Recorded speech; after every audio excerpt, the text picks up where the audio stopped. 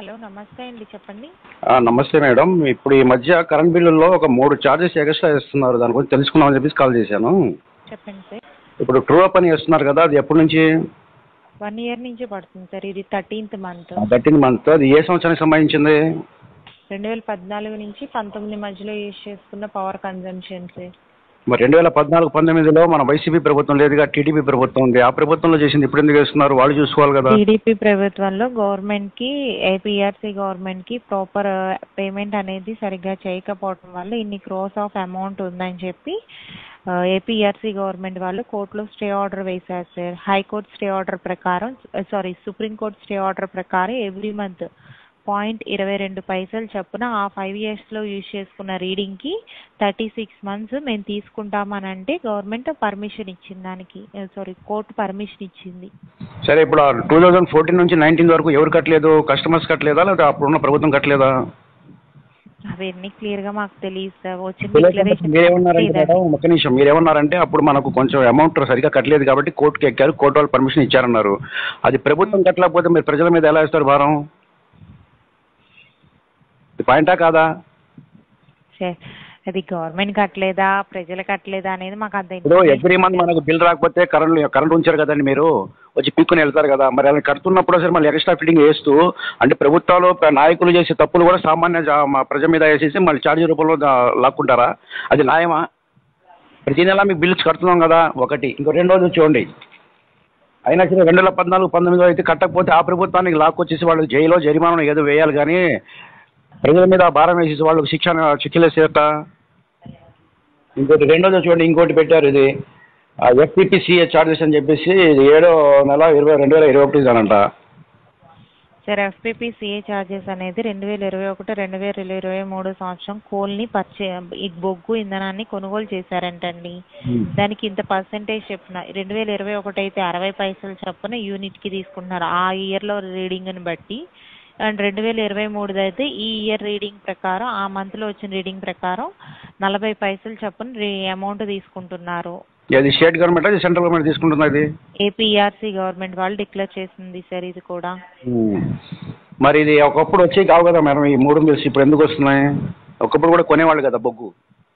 కొనేవాళ్ళు సార్. ఇప్పుడు గవర్నమెంట్ అనేది ఎట్ ఏ టైం కొన్ని క్రోస్ ఆఫ్ అమౌంట్ని పే చేయాల్సి వస్తుంది కదా సార్. అదేదో కన్జ్యూమర్స్ దగ్గర నుంచే వచ్చే ప్రతి సర్వీస్ నెంబర్ మీద ఇంత పర్సెంటేజ్ చొప్పున డైరెక్ట్ వెళ్ళేటట్టు పెట్టారు ఆప్షన్ అనేది. మరి అలాంటప్పుడు పైన మనకు ఫిక్స్డ్ ఛార్జెస్ అని, కస్టమర్ ఛార్జెస్ అని, ఎలక్ట్రిసిటీ డ్యూటీ అని చెప్పేసి చేస్తున్నారు కదా, అవి మాది అయినా క్యాన్సిల్ చేసుకోవచ్చు కదా. అలాంటప్పుడు మా దగ్గర అన్ని రకాల ట్యాక్స్లు వసూలు చేస్తూ మళ్ళీ బొగ్గు కొన్నందుకు అని ఎక్స్ట్రా పైసలు వేసి గత ప్రభుత్వంలో ఉన్న బకాయిలు మొత్తం ప్రజల దగ్గర వసూలు చేయడం అంతవరకు సమంజసం? అది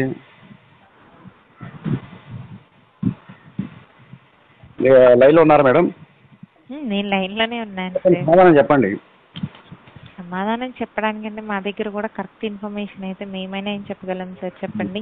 ఇన్ఫర్మేషన్ వరకు చెప్తున్నాం సార్. మేడం, మీరు కస్టమర్ కేర్లో ఒక ఎంప్లాయీగా పెట్టినప్పుడు మీరు మాకు సర్వీస్ ఇవ్వాలి కదా. మీరు సర్వీస్ మీకు ఇన్ఫర్మేషన్ లేకుండా మీకు ఎలా సర్వీస్ ఇవ్వాలని చెప్పేసి ఆ జాబ్లో ఉన్నారు మీరు. సార్ ఇదైతే ఏపీఆర్సీ గవర్నమెంట్ డిక్లేర్ చేసిన ప్రైజెస్ ఆల్ కన్స్యూమర్స్ పే చేయాల్సిందని చెప్పన్నారు. వాట్ ఎవర్ రీజన్స్ అడిగితే రీజన్ అని చెప్పారు. ఓకే మేడం, మీరు మీ సర్వీస్ మీరు బాగానే చేస్తున్నారు, కాదట్లేదు. ఇలా ప్రతి నెల ఇప్పుడు చూడండి 13 నెలలు గడిచినాయి ట్రూ అప్ చార్జెస్ అనేది. ఇంకా 36 నెలలు 13 నెలలు పోయిందంటే ఇంకా ఉన్నాయి మాకు. 23 నెలలు కట్టాలి. 23 నెలలు చెప్పున కట్టుకుంటూ పోతే ఇది ఎంతవరకు న్యాయమా అని నేను అడుగుతున్నాను. ప్లస్ ఈ FPPCA చార్జెస్ కూడా ఈ బొగ్గు కొన్నాము పెరిగినాయి 60 పైసా 40 పైసా అనేది. ఒక 10-20 రూపాయలు అయితే సామాన్యుడు కడతాడు, కానీ మీరు ఇక్కడ దాదాపు ఒక చిన్న చిట్క బిల్లు మీద కూడా 215 రూపాయలు ఒకటి, 98 రూపాయలు ఒకటి, 40 రూపాయలు ఒకటి వేసేసారంటే ఇదే బిల్లు వచ్చింది ఎంతండి మనకు? 680 రూపాయల బిల్లుకి కట్టడానికి వెళ్ళేటప్పుడు 1300 రూపాయలు అంటున్నాడు. దాదాపుగా 400 వేరియేషన్ కనబడుతుంది ఇక్కడే. అవునా?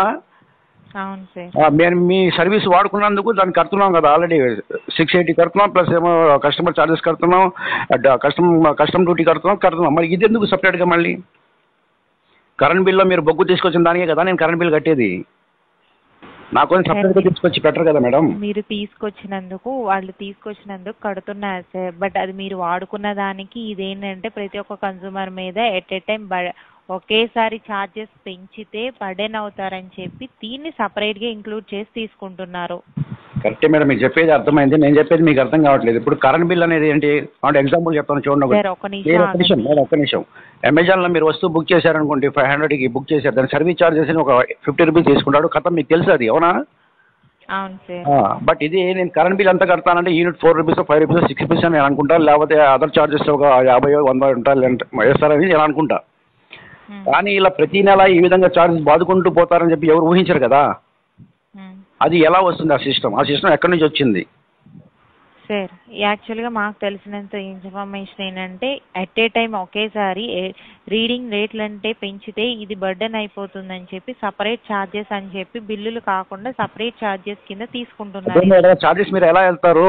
ఏ సెక్షన్ ప్రకారం వెళ్తారు? ఏ న్యాయపరమైన వివరంగా వెళ్తారు, లేదా ఏ రాజ్యాంగ పరంగా వెళ్తారు మీరు అంటున్నా నేను. ఇది మీరు నేను డిక్లేర్ చేసిన ఫార్మేట్ కాదు సార్. ఏపీ ఎలక్ట్రికల్ ప్రజలకు చెప్పాలి కదా మేడం, ప్రజలకు చెప్పాల్సిన బాధ్యత ఉంది కదా. మీకు కావచ్చు, లేకపోతే ఆ నాయకులు కావచ్చు. అందుకే కదా సార్ చెప్తుంది మీతో. ఇప్పుడు మీకు మాకున్న ఇన్ఫర్మేషన్ వరకు చెప్తున్నాము. ఒక పేపర్ యాడ్ కానీ టీవీలో యాడ్ లాంటివి చూపిస్తే బాగుంటుంది కానీ ఇది ఆల్రెడీ డిక్లేర్ చేశారు.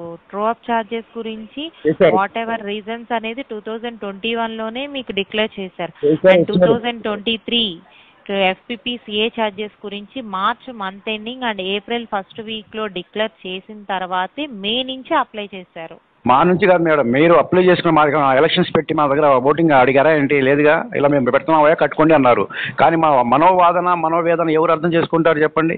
ఇప్పుడు ఎలక్షన్స్కి వస్తే నాయకులు కానీ రాజకీయ పార్టీలు కానీ మేము ఓట్లు వేస్తాం, నచ్చిన వాడికి ఓటేస్తాం, నచ్చిన వాడిని ఓటేయం, గెలిచేవాడు గెలుస్తాడు, లేకపోతే లేదు. అది ఒక సిస్టమ్. కానీ ఇక్కడ మీరు పెట్టాం అన్నారు అంతే తప్ప దాని యొక్క మా రిజల్ట్ ఏమైనా తెలుసుకున్నారు మా వైపు నుంచి? అంటే మేము కూడా అంగీకరిస్తున్నామనో లేదుగా. మేము పెడుతున్నావా ట్రూ కాలర్ కట్టాల్సిందే, 2014-19 దాకా పెట్టాం, ఆ ప్రభుత్వం కట్టాలా, మీరు కట్టాలి. మేము ఎందుకు కడతాం? ఆ ప్రభుత్వంలో అప్పుడు ఎవరైతే నాయకులు ఉన్నారో సీఎం ఉన్నారో వాళ్ళ మీద మీరు జరిమానాలు వేయాలా, జైలు వేయాలా, లేకపోతే లోపల పంపించేయాలి. కానీ ప్రజల్ని ఇలా బలి పసులు చేయడం ఎంతవరకు సమాజం అంటున్నా నేను. ఒకటి. రెండోది FPP ఛార్జెస్ అనేది మేము బొగ్గు కొన్నాం, పెట్రోల్ రేట్లు పెరిగినాయి, ఒకేసారి వసూలు చేయాల్సిన అవసరం మీకేముంది? ఆల్రెడీ కరెంట్ బిల్ మేము కడుతున్నాం కదా, కరెంట్ బిల్లోనే కదా బొగ్గు ఛార్జెస్ కూడా వచ్చేది. అది వేరు ఇది వేరు ఉండదు కదా మేడం.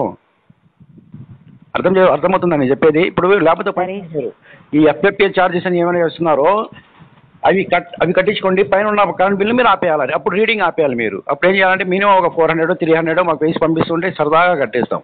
మీరు కరెంట్ బిల్లు కట్టండి, ట్యాక్సీలు కట్టండి, ప్లస్ మాకు ఈ పెరిగినటువంటి బొగ్గు ఛార్జెస్ కూడా వేస్తాం, అది కూడా కట్టండి. ప్లస్ ఇప్పుడు రాష్ట్రం అప్పుల పాలలో ఉంది, ఖర్చులు చాలా పెరిగిపోయినని చెప్పేసి ఈ విధంగా కూడా దొబ్బేస్తే ఒక సామాన్య మానవుడు ఎలా బతుకుతాడు చెప్పండి? ఇప్పుడు రోజుకి 100 రూపాయలు కూడా సంపాదించిన వాళ్ళు మన ఆంధ్రప్రదేశ్లో చాలామంది ఉన్నారు. మరి వాడి బిల్లుగా చూస్తే దాదాపుగా మీరు 400 అబౌవ్ మామూలు ఎక్స్ట్రా ఛార్జెస్ చేశారు. ఈ 400 ఎక్కడి నుంచి తీసుకొస్తాం? పనికి ఆహార పథకం అని చెప్పేసి లేకపోతే అలాంటి కార్యక్రమం పెట్టి 160-180 ఇస్తున్నప్పుడు ఈ ఎక్స్ట్రా ఫిట్టింగ్ 450 రూపీస్ ఎక్కడి నుంచి కడతాడు? ఎన్ని రోజులు పని చేయాలి అతను? కంప్లైంట్ లాక్ చేసి ఇంటిమేట్ చేస్తాం సార్. మాకున్న ఇన్ఫర్మేషన్ వరకు మీకు చెప్తాం. నా కంప్లైంట్ మాత్రం డెఫినెట్గా మీరు ఏపీటీసీ వాళ్ళకి పంపించండి. వాళ్ళు సమాధానం ఏం చెప్తారు? వాళ్ళు చెప్పరు. సమాధానం చెప్తే మా దేశం ఎలా ఎందుకు ఉంటుంది? కానీ అండి చక్కగా అన్నపూర్ణ అయిపోయి కూర్చునేది. మా దేశం మీద అప్పులు పాల్గొనడానికి కారణం కూడా ఇలాంటి వేసి దొబ్బడమే. ఒక సామాన్యుడు కాదు. ఇప్పుడు అధికంగా ధనికుడు కూడా ఇప్పుడు సామాన్యుడు అయిపోయాడు. సామాన్యుడు ఏమో పేదోడు అయిపోయాడు. పేదోడేమో అడుక్కుని తినడంలో దారిన పడుతున్నాడు. అలాంటి పరిస్థితి తీసుకొచ్చారు. వీళ్ళు చేసేట ధరల నియంత్రణ ఎలాగో లేదు. కరెంట్ బిల్లులో కూడా ఈ దబ్బుడు ఏంటంటే అసలు న్యాయం ఇది నేను చెప్పిన దాంట్లో న్యాయం ఉంది, 100% న్యాయం ఉంది. కాదని అనట్లేదు సార్. మేము ఒకసారి మా సైడ్ నుంచి కంప్లైంట్ లాక్ చేసి నా కాలానికి మీరు రికార్డ్ అవుతుంది కాబట్టి కాల్ పంపించండి. ఇలా కస్టమర్స్ ఇలా అడుగుతున్నారు, అసలు ఎందుకు ఇది చేస్తున్నారు? ఓకే మేడం, వేయాల్సిందే. ఇప్పుడు నష్టమో కష్టమో జరిగిద్ది, మన రాష్ట్రం మనం కాపాడుకోవాలి. కానీ ఎలా కాపాడుకోవాలి?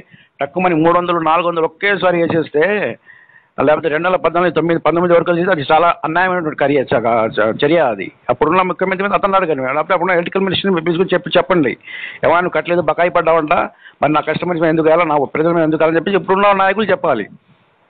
అంటే వాళ్ళు పై అని చెప్పేసి మనం సామాన్యుల మీద నెట్టేసి అది ఎంతవరకు సమంజసం చెప్పండి? సరే సార్, మా సైడ్ నుంచి ఇంటిమేట్ చేస్తాం. ఇప్పుడు మీ వర్షంలో మీరు చెప్పండి మేడం, ఈ 3 రకాల ఛార్జెస్ చేయడం సామాన్యుల మీద మంచిదే అంటారా? సార్ కరెక్టే సార్. బట్ మేమైనా మాకైనా మా పై వాళ్ళు చెప్పింది ఒకటి, పైనుంచి డిక్లేర్ చేసిన వాటికి మన చేతుల్లో అయితే ఏమీ లేదు. బట్ కన్సూమర్ పే చేయాల్సిందే అంటున్నారు. యాజ్ ఏ కన్సూమర్ గా నేను స్ట్రగుల్ అవుతాను. అది యాజ్ ఏ కన్సూమర్ గా మీరు అయ్యేది అదే ప్రాబ్లం. బట్ మీ ప్రాబ్లం నాతో చెప్తున్నారు. బట్ నేను అనేది మా ప్రాబ్లం గా అయినా మీ ప్రాబ్లం అయినా బట్ మేమే కదా ఇంటిమేట్ చేయాల్సింది. మా సైడ్ నుంచి వరకు ట్రై చేస్తాను సార్. ఓకేనా? చేయండి. Okay okay sir, thank you.